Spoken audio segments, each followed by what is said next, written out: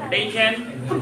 Welcome to all my friends students in NSC Physics class by Dr. Hamid sir. दोस्तों पिछले lecture में हम लोगों ने सरफेस टेंशन शुरू किया था, दृष्टि तनाव। इसी चैप्टर को हम आगे बढ़ते हैं। आज का हमारा टॉपिक होगा angle of contact, capillary tube, capillary actions, और फिर हम फॉर्मूला निकालेंगे सरफेस टेंशन का। तो आज बहुत सब होने जा रहा है, ध्यान से देखें, समझें। और तो दोस्तों सबसे पहला सवाल यहाँ पे जो टॉपिक है वो एंगल ऑफ कांटेक्ट है। एंगल ऑफ कांटेक्ट पहला टॉपिक हमारा है, एंगल ऑफ कांटेक्ट। मान लो एक बीकर में आपने वाटर लिया, किसी बर्तन में, कंटेनर इसको बोलते हैं, इसमें वाटर भर लिया। इसको ध्यान से देखिएगा तो वाटर यहाँ पे बीच में धंसा हुआ दिखेगा और दोनों किनारे में थोड़ा उठा हुआ, ये कर्व सा बनेगा। कैसा बनता है? कर्व सा। ध्यान से देखें, एक गिलास वाटर ले लें और ध्यान देखें तो बीच में थोड़ा ये धंसा होता है, दोनों किनारे थोड़ा उठा होता है। तो रीजन होता है क्या है इसका कि वाटर मॉलिक्यूल्स के बीच यहाँ पे अट्रैक्शन के कारण ये थोड़ा डाउन गया और यहाँ पे एडहेसिव फोर्स पानी को थोड़ा ऊपर खींच लेता है। अब यहाँ पे एक टेंजेंट खींचिए, क्या खींचिए? टेंजेंट। हिंदी में बोला स्पर्शरेखा। और ये inner part of the container है, इनके बीच जो थीटा एंगल बनता है, that angle is known as angle of contact. The angle between tangent drawn and inner part of the container. यही काम अगर हम एचजी लेके करते हैं, जो सटता नहीं, चिपकता नहीं ग्लास से, उसमें आपका जस्ट उल्टा होगा। ये एंगल, ये पूरा कर्व ऊपर की तरफ जाएगा और टेंजेंट भी ऊपर की तरफ जाएगा, और ये एंगल आपका जो है बन रहा है टेंजेंट और inner part of the container theta, ये 90 से बड़ा दिख रहा है और यहाँ क्या दिख रहा है? 90 से कम दिख रहा है। तो हमेशा एंगल ऑफ कांटेक्ट के बारे में याद रखिए, ये होता क्या है? Angle between tangent and inner part of the container.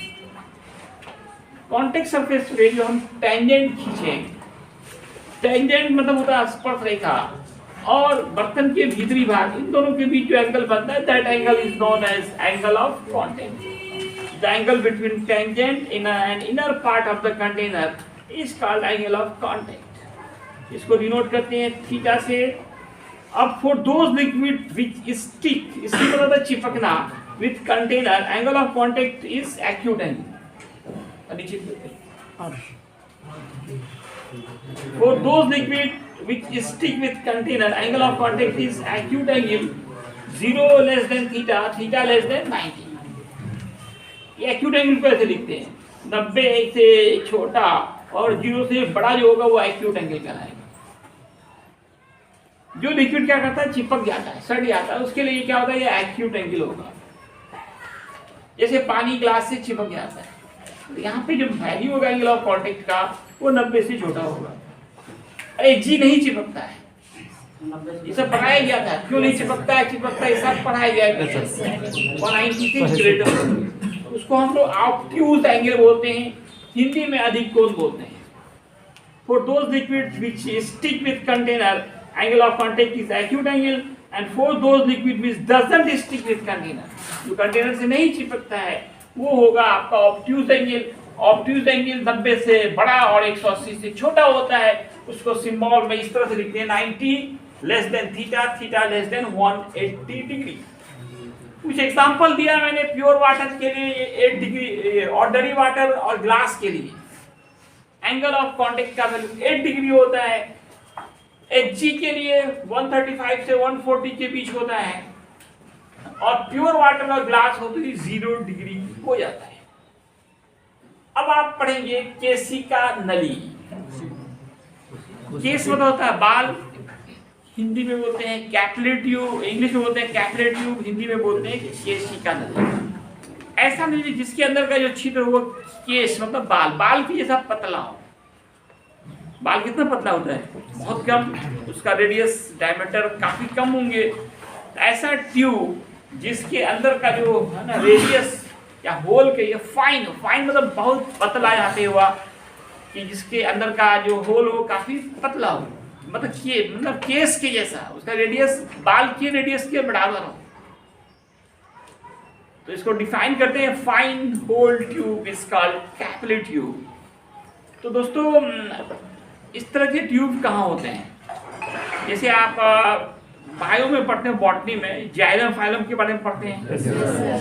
ये सब भी क्या है? कैपिलरी ट्यूब है, बहुत पतला ट्यूब होता है। ये fine hole tube is called capillary tube. इसका रेडियस काफी कम होगा, वेरी लेस। अब कैपिलरी एक्शन क्या है? जब इस कैपिलरी ट्यूब को वाटर से भरे कंटेनर में डुबाएंगे तो वाटर ऊपर चला जाता है, और एचजी से बड़े बर्तन में डालेंगे तो एचजी डाउन चला जाता है। ये ऊपर चढ़ना, राइज करना होगा, नीचे उतरना, फॉल करना होगा।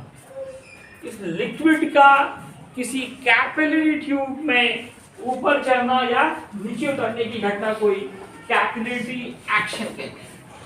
The phenomenon of rising or falling of liquid in capillary tube is called capillary action। ऐसा बहुत सारे एग्जाम्पल्स हमारे डेली लाइफ में कैपिलरी एक्शन का। जैसे प्लांट्स में हम लोग पानी जड़ में डालते हैं और पहुंच जाता है पत्तियों तक। कहाँ तक पहुंच जाता है? पत्तियों तक। तो किसके द्वारा? जाइलम के द्वारा। तो जाइलम क्या है? Capillary tube. पानी डाला नीचे और पहुंच गया ऊपर।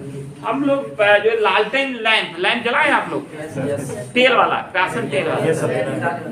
तो तेल कहाँ रहता है? नीचे। जलता क्या है? तेल या फीता? तो तेल उस फीते से क्या जाता है? ऊपर जाता है। जाता है नहीं जाता है? तो तेल जलता है या फीता जलता है? क्या जलता है? तो तेल कैसे जा रहा है ऊपर? फीते से। फीते के अंदर क्या बना हुआ है? Capillary tube. उसी कैपिलरी ट्यूब से पानी ऊपर, तेल ऊपर चढ़ जाता है। इसको कहते हैं कैपिलरी एक्शन। एक ब्लॉटिंग पेपर आता है, सोखता कागज, कहीं पानी गिर जाए, इंक गिर जाए। पहले लोग इंक वाला पेन यूज करते थे, इंक गिर जाता था तो हर के पास सोखता कागज होता था, ब्लॉटिंग पेपर, तो वहाँ पे डाल देते थे तो वो सोख लेता था। या आजकल के लोग क्या करता है ना, बालू डाल दिया, वो बालू के अंदर भी क्या है, हल्के हल्के छोटे छोटे वहाँ पे छिद्र है, वो सोख लेता है। या फिर फोम में भी देखिए, फोम डालिए, वो भी क्या करता है? वाटर मॉलिक्यूल्स को एब्जॉर्ब कर लेता है, उसके अंदर वाटर मॉलिक्यूल चढ़ जाते हैं। तो एक सूखा मिट्टी हो, बड़ा सा ढेला हो, और कहीं थोड़ा पानी उसमें रख दो, तो थोड़ी देर के बाद देखिए पूरा नीचे से ऊपर तक वो पूरा भीग जाता है। तो पूरे में क्या चल रहा है? वाटर चल रहा है। ये वाटर को चढ़ने का जो फिनोमेनन है, इसी का नाम है कैपिलरी एक्शन। लेकिन एचजी की कंडीशन में ये उल्टा होगा। कहाँ जाएगा? ये नीचे जाएगा। इसका एग्जांपल मैंने पहला नंबर लिया, rising of water in plant from roots to leave. जड़ से पत्तियों तक पहुंचना। Rising of wire in wick of length, WIC के वीक मतलब फीता, बत्ती जो कहिए। Rising of liquid in blotting paper. Blotting paper होता है सोखता कागज, उसमें लिक्विड का चढ़ना। अब expression of surface tension. Surface tension का फॉर्मूला, एक लॉन्ग क्वेश्चन है इस एक्सरसाइज का। सरफेस टेंशन का क्या फॉर्मूला होगा?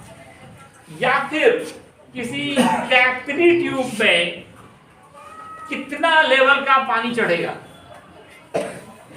कितने हाइट तक? दो क्वेश्चन से आंसर एक ही है। सरफेस टेंशन का फॉर्मूला निकालिए कैपिलरी ट्यूब के लिए, या फिर किसी कैपिलरी ट्यूब में कितने हाइट तक वाटर, कोई लिक्विड राइज करेगा या फॉल करेगा, लेवल क्या होगा, वो निकालना है। तो देख सकते हैं expression of surface tension and level of liquid rises in capillary tube. इसके लिए मान लेते हैं कि इस पिकअप के अंदर पानी भरा हुआ है, इसके अंदर ये कैपिलरी ट्यूब डाल दिए हैं, जिससे पानी ऊपर चढ़ गया। कितना ऊपर चढ़ा? H ऊपर चढ़ा। कितना ऊपर चढ़ा?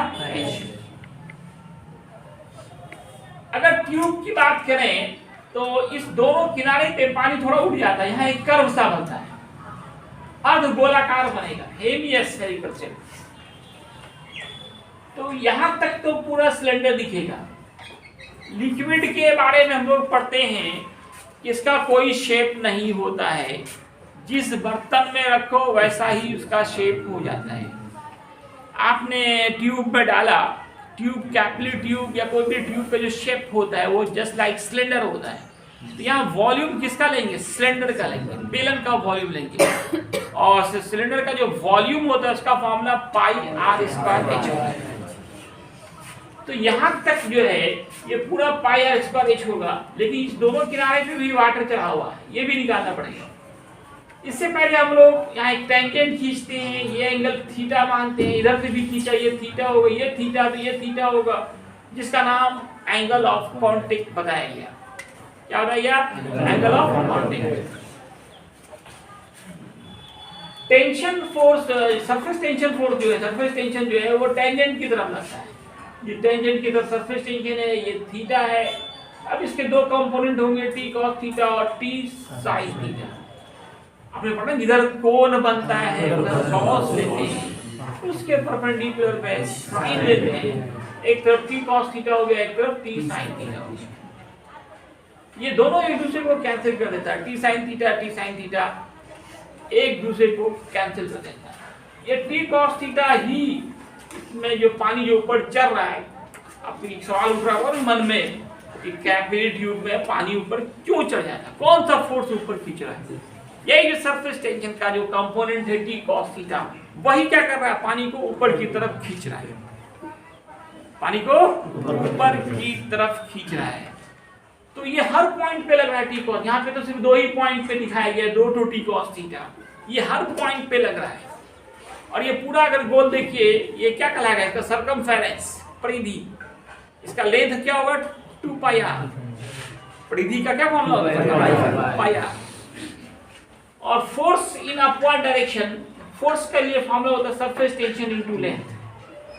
सरफेस टेंशन का फॉर्मूला था फोर्स बाय लेंथ। तो फोर्स का क्या फॉर्मूला होगा? Surface tension into length. आप याद कीजिए सरफेस टेंशन का जो फॉर्मूला था F by L, इसे कोना कोनी गुना कीजिए, F बराबर TL, F बराबर TL। T यहाँ से हमारा क्या है? T cos थीटा, ऊपर की तरफ जो लग रहा है। लेंथ ये पूरा सरकमफेरेंस 2 पाई R। तो total force in upward direction आ गया T cos theta into 2 pi R। ये क्या लग रहा है? ऊपर की तरफ। और आपको पता है कि वेट नीचे की तरफ लगता है। अब बैलेंस में है, ये दोनों फोर्स इक्वल और ऑपोजिट फोर्स होगा तभी बैलेंस होगा। तो नीचे की तरफ इसका जो वेट लग रहा है, पानी जितना इसमें चढ़ा हुआ है, इसका वेट कितना हमको निकालना पड़ेगा। वेट का फॉर्मूला होता है mg, m into m for mass, mass का फॉर्मूला वॉल्यूम इनटू डेंसिटी, और वॉल्यूम का formula pi r square h, pi r square h. यहां तक तो पूरा simple pi r square h निकला, लेकिन देखो यहां ध्यान से देखो, इस दो किनारे में भी थोड़ा सा पानी है, इसका भी आयतन निकालना चाह रहे हैं। यहाँ जो इस कोने में और इस कोने में वाटर है, ये निकालने के लिए एक छोटा सा सिलेंडर बनाए, छोटा cylinder, pi r square h, h यहाँ आर होगा, आर और एच दोनों बराबर। ही छोटे सिलेंडर के लिए यहाँ एक छोटा सा सिलेंडर है जिसका रेडियस भी आर और हाइट भी आर है, रेडियस भी आर है और हाइट भी आर है। तो इसका volume pi r square h, h के जगह पे आर हो गया। और ये जो अर्धगोला है जो बिल्कुल खाली दिख रहा है, इसमें पानी नहीं है, ये अर्धगोले में वाटर नहीं है, इसके बाद वॉल्यूम को घटा देंगे। अर्धगोले का आयतन क्या होता है? 2 बाई, पूरा गोले का 4/3 पाई आर क्यूब, अर्धगोले का क्या पड़ेगा? 2/3 पाई आर क्यूब।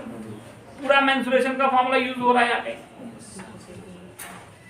अब रॉ इंटू जी, रॉ क्या होता है? डेंसिटी, इसको रॉ पढ़ते हैं, इंटू जी इसको रहने दें आप। अब पाई आर स्क्वायर एच को लिखा, यहाँ एलसीएम लिया जाए, ये 3 है ये 1 है, एलसीएम कितना आएगा? 3 pi r cube, r square गुना आर क्यूब होगा ना, -2 pi r cube, 3 pi r cube -2 pi r cube, तो क्या होगा? Pi r cube by 3। अब पाई आर स्क्वायर कॉमन लीजिए, पाई आर स्क्वायर 5 का कॉमन, यहाँ क्या बचा? h plus r/3 rho into g. तो ये पानी का वो वेट है जो इस लिक्विड में यहाँ से ऊपर तक चढ़ा हुआ है।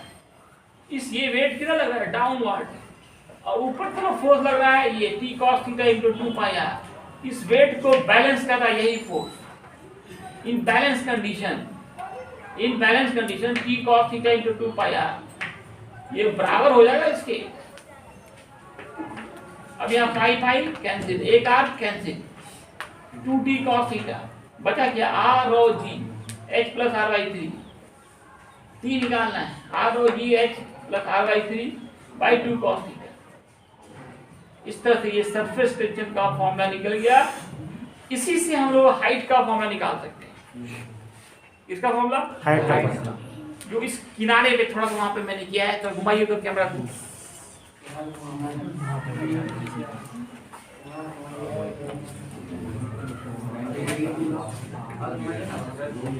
ये किसकी कॉर्नर आ गया, तो ज्यादा कर लीजिए, क्या दिक्कत है,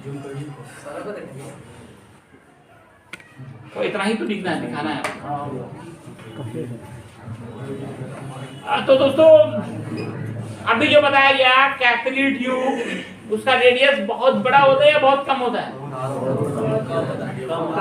हिंदी में बोले केशिका नली, केस मतलब बाल, बाल का रेडियस बहुत बड़ा है बहुत कम है? नाप बोले तो नाप सकेंगे आप? उसका रेडियस क्या है? काफी कम। क्या है? काफी कम। उसको 1/3 करेंगे r/3, यहाँ पे क्या है r/3 का फॉर्मूला है, तो r/3 कम हो गया या ज्यादा हो गया? तो बहुत ही कम हो गया, नेग्लिजिबल मानेंगे हम लोग।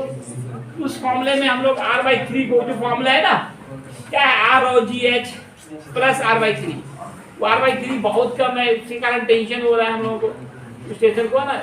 मैंने बार बार बोलते हैं चवन्नी अठन्नी की लड़ाई मत करो अगर आगे बढ़ना है तो, ठीक है ना। तो r/3 को हटाओ, तो बाकी क्या बच गया, r rho g h by 2 cos theta, cross multiplication कीजिए, इससे h निकाल दीजिए। h का फॉर्मूला आ गया 2t cos theta by r rho g। Important formula कि कितना हाइट तक पानी चढ़ेगा, 2t cos theta by r rho g। अब ये तो ऊपर चढ़ने वाला है फॉर्मूला है, तो नीचे चढ़ने वाला क्या फॉर्मूला होगा? h की कंडीशन नीचे जा रहा है, तो वो यही मामला होगा। लेकिन आपने क्या पढ़ा है कि वहां पे एंगल जो है ऑब्ट्यूज एंगल है, अधिक कोण है। cos का मान 90 से 180 के बीच माइनस हो जाता है। cos का मान 90 से 180 के बीच क्या होता है? माइनस। माइनस का मतलब क्या जा रहा है? नीचे जा रहा है, समझ गए? तो चाहे राइज कर रहा है या फॉल कर रहा है, फॉर्मूला यही होगा। क्या फॉर्मूला है? Level of liquid rises in capillary tube h equal to t cos theta by r rho g। ठीक है ना, कोई प्रॉब्लम? ठीक है, इतना ही है, धन्यवाद।